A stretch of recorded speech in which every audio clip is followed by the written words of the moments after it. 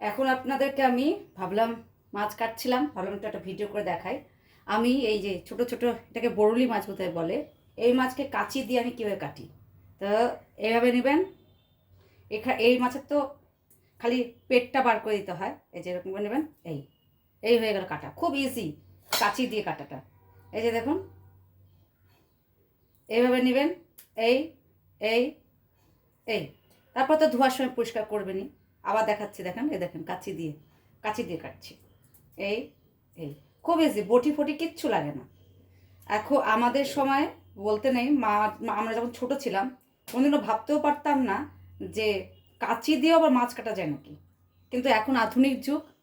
হ্যাঁ, আমি একটা নর্মাল কাঁচি কিনেছি, কোনো ওই মাছ কাটার জন্য আলাদা কোনো কাঁচি নিইনি।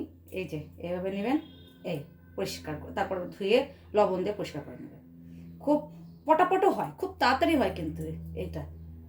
তাহলে কি আশা করি আপনাদের এটা সুবিধা হবে আধুনিক যুগের মাছ কাটা, কোনো বটি ফটি ছাড়া। বা কোথাও ঘুরতে গেলেন, মানে করেন কোথাও গেছেন যেখানে বটি পাওয়া যাচ্ছে না, কাঁচি দিয়ে কেটে দিবেন।